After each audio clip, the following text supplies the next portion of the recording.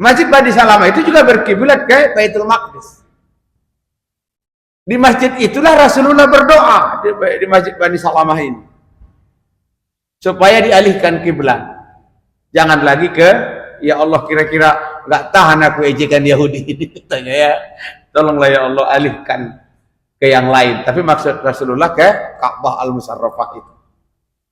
Lalu Allah mengabulkan, turunlah ayat Al-Quran yang menjelaskan bahwa fawalli wajhaka ila satrul masjidil haram. Yang kedua, Bukit Judi. Bukit Judi itu ada di Al-Quran, bukit itu ada di Turki bersebelahan dengan Suriah. Namanya Bukit Judi. Wa alal Judi gitu. Ketika Nabi Nuh kapalnya itu tersangkut di Bukit Judi. Itu diceritakan di Al-Quran. Di sanalah bersandarnya kapal Nabi Nuh menyelamatkan umat yang taat kepada Allah, menghabisi umat yang ingkar kepada Allah atas banjir yang panjang itu. Jadi bukit itu tinggi, lalu karena lautnya banjirnya tinggi, yang tersisa adalah Bukit Judi. Dari bukit itulah dipanggilnya anak istrinya supaya masuk ke dalam perahu itu, tapi mereka lari, tidak mau karena ingkar kepada Allah. Karena ada juga berarti istri durhaka, dan istri itu istri Nabi, apalagi istri awak. Kira-kira gitu. Istri Nabi aja durhaka gitu ya. Nah, namanya Bukit Judi. Jadi ada tadi dari Bukit Zaitun, ada dari Jabal Nur, kawasan Gua Hira, ada dari Bukit Judi tadi, ada 3. Yang kelima itu diambil dari Bukit Sinai dalam lisan kita. Sinai itu ada di perbatasan atau ada di kawasan Mesir. Lalu sisanya yang ke-6 adalah pemberian Jibril alaihissalam. Dari mana dia ambil, tidak ada sejarah yang bisa memastikan itu. Apa itu Hajarul Aswad? Tapi ada ulama yang berani mengatakan bahwa itu diambil dari sorga. Jadi begitu dibangun oleh Ibrahim Ka'bah itu dari berbagai batu, yang tentu atas kuasa Allah. Selesai itu Ka'bah, lalu Ismail alaihissalam diperintahkan oleh Ibrahim supaya naik ke Jabal Qubis. Kalau Bapak Ibu yang sudah pernah ke Makkah pasti mendengar Jabal Qubis itu. Mengambil apa? Rupanya Hajarul Aswad itu diterima oleh Ismail alaihissalam di Jabal Qubis dari malaikat Jibril untuk ditempatkan di situ. Lalu ditaruhlah Hajarul Aswad itu di sisi tenggara Ka'bah, menghadap Indonesia. Jadi kalau orang Indonesia sholat itu kalau diukur-ukur, kalau pas itu kiblatnya itu pas ke Multajam, karena kita menghadap ke situ. Kita menghadap sisi Ka'bah yang menghadap pintu antara sudut Hajarul Aswad dengan sudut Irak. Bapak Ibu yang saya muliakan, itulah Ka'bah di masa Ibrahim alaihissalam. Artinya pelataran Ka'bah itu dan Masjidil Haram itu memang dari dulu, dari sejak bumi ini ada, sudah dimuliakan Allah. Begitu juga bukit-bukit yang menjadi jejak masuknya bebatuan menjadi material Ka'bah. Bapak Ibu yang dimuliakan Allah, selesai Ka'bah itu, karena sebelum Ka'bah itu hanya biasa bangunan-bangunan tanah biasa, tempat-tempat berhala. Karena kebetulan ayahnya Ibrahim alaihissalam yang justru menjadi pemahat patung. Kemudian Ka'bah itu terus berjalan, yang ukuran 9x9 itu. Diketahui tingginya 13 meter. Pada waktu itu ya 13 meter tingginya. Berjalan terus sampai ke masa Isa alaihissalam. Di penghujung Isa kan Nasrani, tapi dalam pandangan Al-Quran Isa itu sebetulnya Islam. Cuman Islam yang belum disempurnakan. Ya, mulai dari Nabi Musa, Nabi Daud, Nabi Isa yang menerima kitab samawi, sebetulnya itu kitab Islam. Tapi belum disempurnakan. Begitu disempurnakan disebut menjadi Al-Quran. Tapi kaumnya disebut kaum Nasrani. Salah satu kerajaan Nasrani yang paling besar dan berpengaruh pada masa sebelum sebelum masa Islam atau pra-Islam itu di Yaman berkuasa. Sebagian besar dari sekarang negara Ethiopia. Ethiopia itu rajanya di Yaman. Namanya Najran, Bani Najran. Di belakangan disebut Najaret dan seterusnya. Jadi Bapak Ibu sekalian,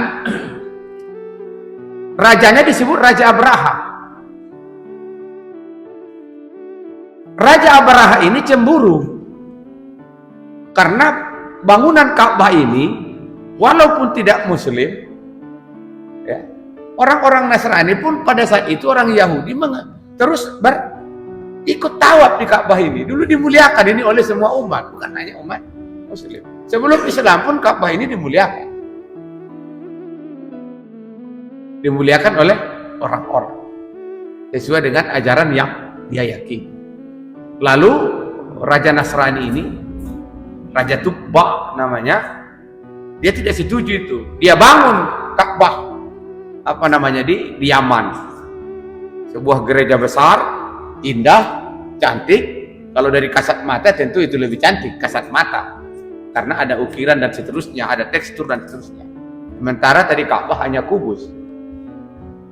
Tetapi manusia tidak bisa replika yang dia anggap itu saingan Ka'bah itu tidak mampu menarik perhatian manusia saat itu. Karena memang daya tarik Ka'bah itu kemudian membangun sistem ekonomi yang kuat bagi kota Makkah. Kira-kira gitu. Ini yang dicemburui oleh Raja Nasrani, Raja Abraha itu. Lalu dia bangun Ka'bah saingan lah saya katakan di Yaman. Sekarang Yaman, negeri Yaman. Dulu lama itu dikuasai oleh Nasrani. Bapak Ibu sekalian, singkat cerita, itulah dalam Al-Quran diturunkan surah Al-Fil. Karena Raja Tubba ini atau Raja Abraha ini raja yang terkenal punya pasukan gajah yang kuat.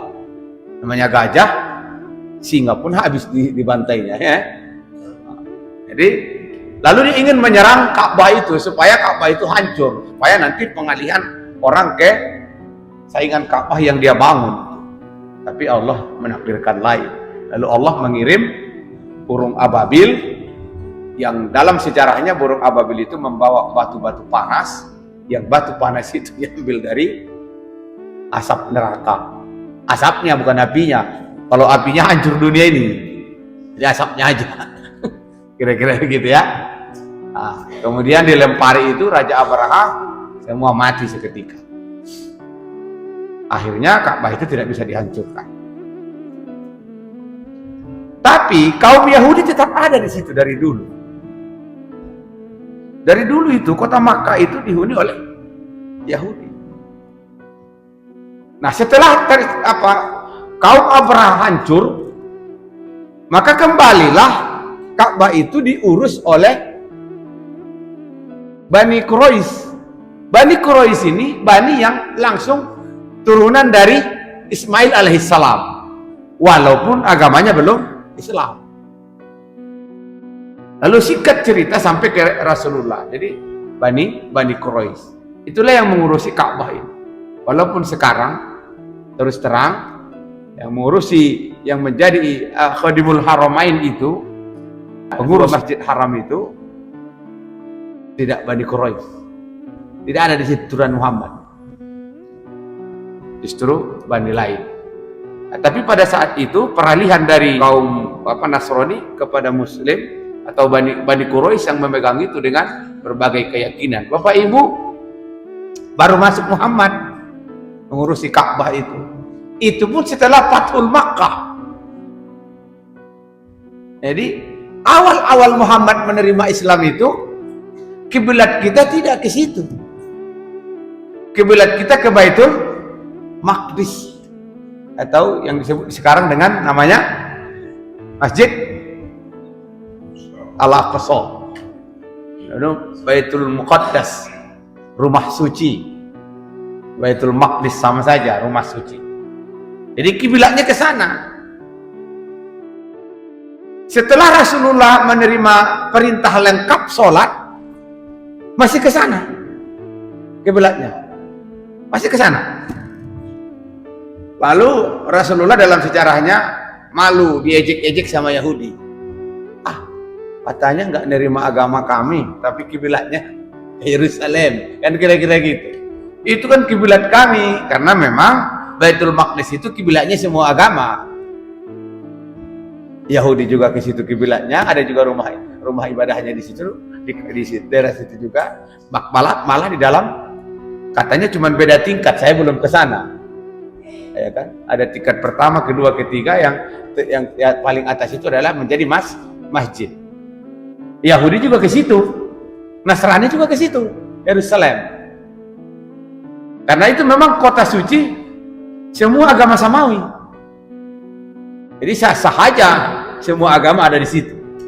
Agama samawi. Tapi kalau terjadi sekarang perebutan Baitul Maqdis itu, ya memang sama-sama punya rumah suci di situ.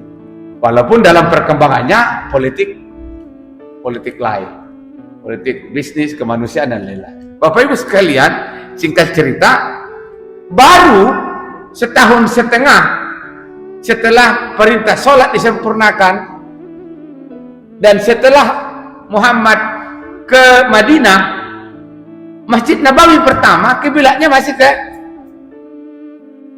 ke sana. Karena Muhammad masuk hijrah ke Madinah, dia membangun masjid pertama, Masjid Nabawi. Bersamaan dengan itu ada juga yang disebut dengan Masjid Bani Salama. Bersamaan dengan pembangunan Masjid Nabawi. Tidak lama setelah Masjid Nabawi ada Masjid Bani Salama. Masjid Bani Salama itu juga berkiblat ke Baitul Maqdis. Di masjid itulah Rasulullah berdoa di Masjid Bani Salama ini, supaya dialihkan kiblat. Jangan lagi ke, ya Allah, kira-kira nggak tahan aku ejekan Yahudi ini, katanya ya. Tolonglah ya Allah, alihkan ke yang lain. Tapi maksud Rasulullah ke Ka'bah Al-Musarrafah itu.